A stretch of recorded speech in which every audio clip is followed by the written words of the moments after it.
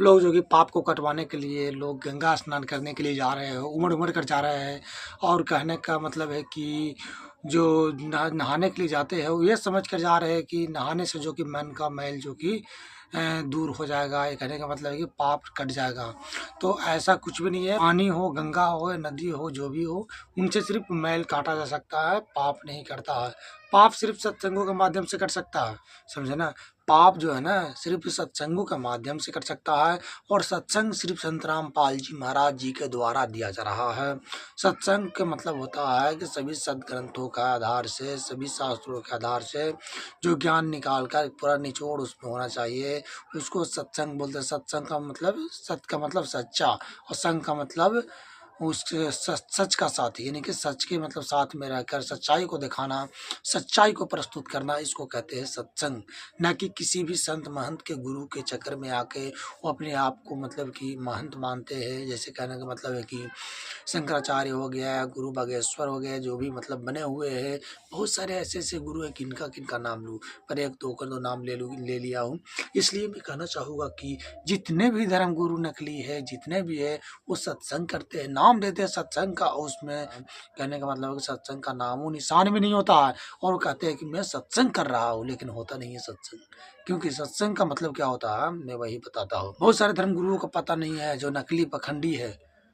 सच्चा गुरु जो भी है, जो है, उनको छोड़ाकर जितने भी पखंडी गुरु हैं, उन सभी को मैं कहना चाहूँगा कि सत्संग जो होता है ना, सभी सदग्रंथों के आधार से दिया हुआ ज्ञान है, उसको सत्संग बोलता है, सच्चा ज्ञान बोलता है। ना कि जैसे मान लीजिए ज़्यादातर ज्ञान लोग देते हैं जो पखंडी है।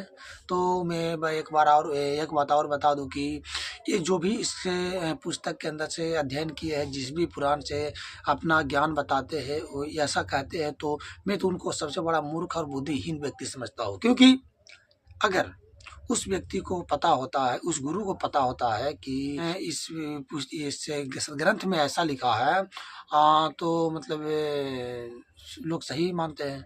कहते कि इसको पता है तो सब पता है, हम लोग को ही पता है।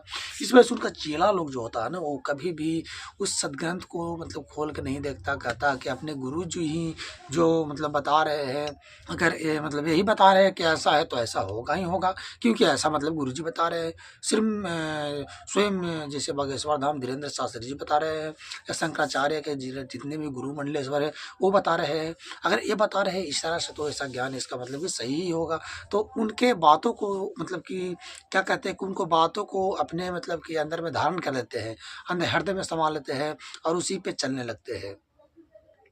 तो इस तरह से लोग करते हैं कि जैसे कि मतलब सब सही है। लेकिन एक बात मैं बता दूं, गुरु बिन वेद पढ़े जो प्राणी, समझे न सार रहे अज्ञानी।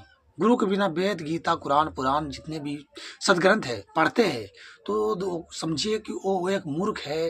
गुरु बिन वेद पढ़े जो प्राणी, समझे न सार रहे ज्ञानी। अज्ञानी क्या ज्ञानी ही रहेगा। इसलिए जो भी पढ़ना है गुरु के धारण करके पढ़े। पढ़ने के बाद में यानी कि आंख बंद कर ले, पढ़ रहा तो उस पर अध्ययन करें, उस पर समझ भी रखे। जैसे कि मान लीजिए उसमें क्या लिखा है, उस पर भी हम लोग समझ सकते हैं। ये नहीं कि उस सिलेबस में कुछ और लिखा है और आउट सिलेबस पर पढ़ा रहा, जैसे कि पुस्तक के बाहर से पढ़ा रहा है, तो उसका मतलब थोड़ी ना होता है ऐसा कि मतलब अपना तरफ से कुछ ज्ञान देगा। नहीं, इसका मतलब है वो गुरु का मतलब ये होता है ना कि जब तक मतलब वो सदग्रंथों के आधार से ज्ञान नहीं बताता है, तब तक ज्ञान सही नहीं हो सकता है।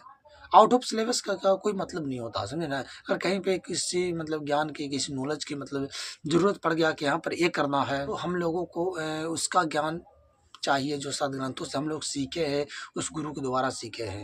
यानी अगर कहने का मतलब है कि अगर बाहर से वो ज्ञान बताता है, कहने का मतलब बाहर से अगर ज्ञान बताता है, जैसे कि वेद है, गीता है, अगर किसी सदग्रंथ को हम लेकर चलते हैं, अगर उसके बाहर से है ज्ञान, और कहीं पे अगर हम ज्ञान चर्चा करते हैं या कहीं पर भी उसका जांच पड़ताल करते हैं, तो हम लोगों को अगर मतलब ढूंढना होगा कि यहाँ पर गुरु जी बताते थे यहाँ पर ऐसा है, यहाँ पर ऐसा है। तो अगर सच में बताया होगा तो भाई एक जस्ट मतलब मिलेगा वहीं पे, जहाँ पे लिखा हुआ वहाँ पर मिल जाएगा। अगर वो बाहर से बताया होगा तो उसमें मिलेगा ही नहीं, क्योंकि आउट ऑफ सिलेबस कहीं पे नहीं मिल सकता है। जो सिलेबस के अंदर है वही मतलब मिलान करे, तब जाके आपको कुछ संतुष्टि हो सकता है।